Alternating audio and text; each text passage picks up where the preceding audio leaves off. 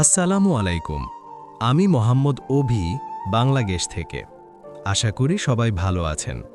আলহামদুলিল্লাহ, আপনারা সবাইয়ের দোয়ায় আমি ভালো আছি। এফএচ অভি স্টোরি চ্যানেলের সকল বন্ধুদের আমি আন্তরিক শুভেচ্ছা ও অভিনন্দন জানিয়ে আজকের ভিডিওটি শুরু করছি। ভালোবাসা কখনো শুধু হাসির গল্প না, এর ভেতরে লুকিয়ে থাকে অজস্র কষ্ট আর না বলা অভিমান।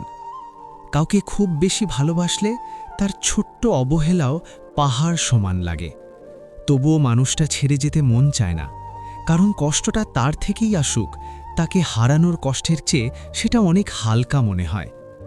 ভালোবাসা এমনই, ভাঙে না সহজে, শুধু ভিতরটা নীরবে ভেঙে যায়।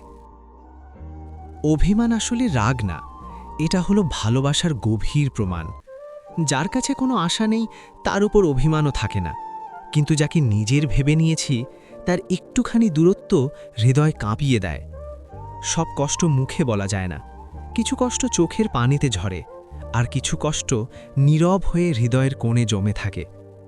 ভালোবাসা মানে সারা জীবন একসাথে থাকা না, ভালোবাসা মানে হাজার কষ্টের পরেও একজন মানুষকেই মনে পড়া, হাজার অভিমানের পরেও তার মেসেজের অপেক্ষায় থাকা।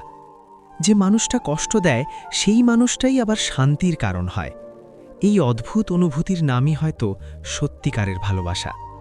কিছু সম্পর্ক থাকে যেখানে কথা কম হয় কিন্তু অনুভূতি গভীর, সেখানে অভিমান জমে, ভুল বোঝাবুঝি বাড়ে, তবুও মনটা সেই মানুষটার কাছেই ফিরে যেতে চায়।